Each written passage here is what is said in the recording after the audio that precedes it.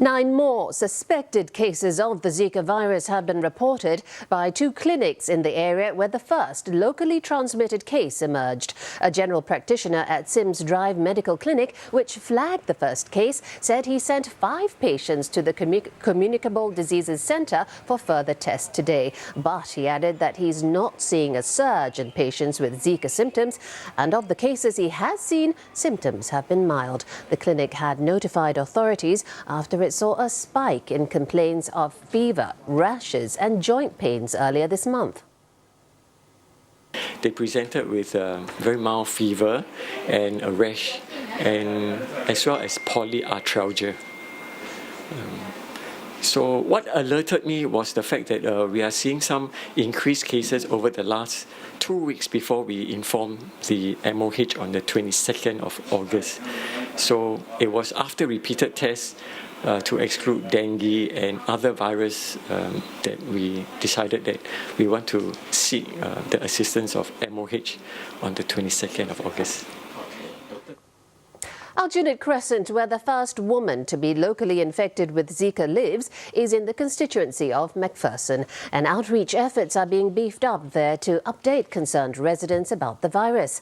MP Tin Pei Ling says particular attention is being given to pregnant women, and she's working closely with women's clinics on this. Since Saturday, Ms. Tin Pei Ling has been walking the ground and taking to her Facebook to address residents' concerns about the Zika virus. Having been through pregnancy once myself, I can fully understand and sympathize with how pregnant ladies must be feeling at this moment. The anxiety. Even before this, every checkup there will be some anxiety, and there will be concerns about the development status of the fetus. So this is totally understandable, and this is also why we are paying special attention to pregnant ladies within the area. Zika virus infection in pregnant women can cause microcephaly, a birth defect in babies where the head is abnormally small and the brain damaged. Ms. Tin has compiled a list of about 10 pregnant residents whom she will meet with regularly to check up on them and their baby's development. She's also working with women's clinics in this area so that they would be able to share information about the Zika virus to their patients. Even after news broke that the first case of locally transmitted Zika was in Aljunied Crescent, this women's specialist clinic in this area said it did not see a spike in the number of pregnant patients coming here for checks. The clinic says it sees an average of about 20 pregnant patients a day coming here for antenatal checkups. However, all of its patients it saw today were on scheduled visits and none of them walk-ins. However, there were a few concerned ones who called the clinic to have their queries answered. Dr. Denas Chandra urged patients to only get tested if they show symptoms such as rash or fever. The test involves sending the patient's blood and urine samples to the National University Hospital and costs about $160. However, he said that even if a pregnant woman is infected with the Zika virus, there is no certainty that her child will be infected with microcephaly. You can only detect by measuring the head circumference, and that is usually only after the second trimester. You can't do it in the first trimester. For that particular gestation, if they are more than 2 standard deviation away from the normal, then you are concerned. Then you do serial ultrasounds, like every 3 to 4 weeks interval, and measure. Ms. Tin added that they are also giving out leaflets and insect repellents and urged people to keep their premises mosquito-free. Well, to shed more light on the Zika situation, I'm joined in the studio by Dr. Wong Sin Yu. He's an infectious diseases specialist at Glen Eagles Hospital. Welcome, Dr. Wong. We're hearing of new cases every day. How likely is Zika to become endemic to Singapore? Well, I would say that we are very concerned about the sudden new number of cases of Zika virus over the weekend. And because there's local transmission, I think we have a very small window in which we need to institute, active case finding, vector control to stop the spread of Zika virus in the community. Because you have to understand that we have never had Zika virus in Singapore before, and so we are a naive population. when a new virus is introduced into a naive population, there's always a potential of possible explosive spread. Yeah. All right, so given that Zika is now being locally transmitted within Singapore, how important is it to find the so-called patient zero? Is that even possible at this stage? Well, I think that we need to do things in parallel. I think the most important thing is to determine transmission risks and transmission links. And obviously, we have 41 cases that we have to actively, investigate and understand their transmission links. And maybe they would lead us to patient zero, but even if they don't, these investigations and active case surveillance need to continue rapidly. And of course, containment of the transmission itself. Yes, and I think you've heard that the ministry does want patients who have active virus circulating in their blood to be admitted to hospital to ensure a reduction in transmission.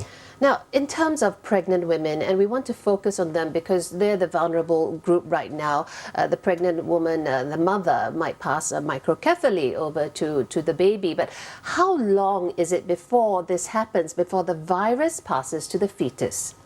Well, I think the virus transmits to the baby through the placenta. And when the virus is circulating in the blood, it transmits to the placenta, and then the fetus gets infected. Unfortunately, then the damage starts.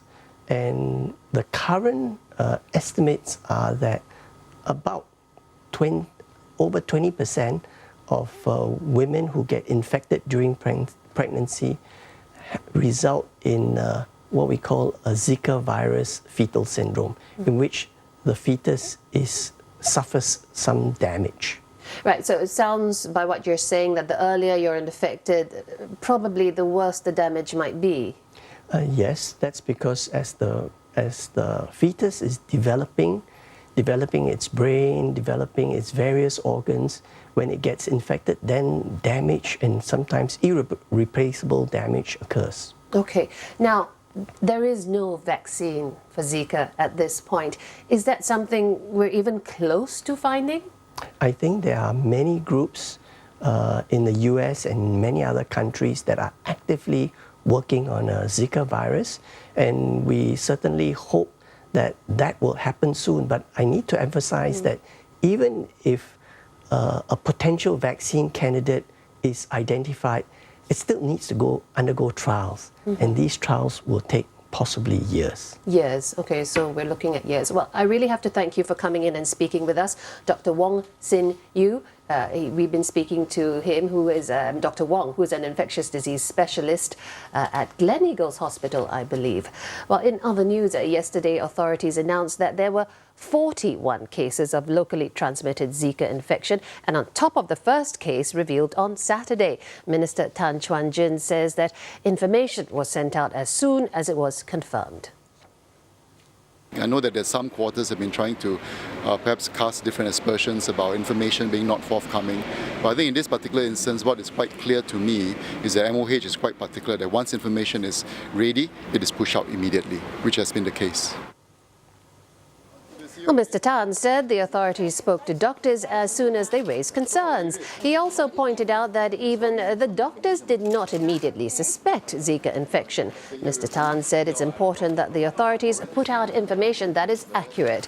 He was visiting residents in his constituency to hand out pamphlets on Zika and possible preventive measures. He went to Lorong 101 Changi and Joo Chiat Place, two locations flagged by authorities as areas of concern. And that's because some of the Zika patients live or work there.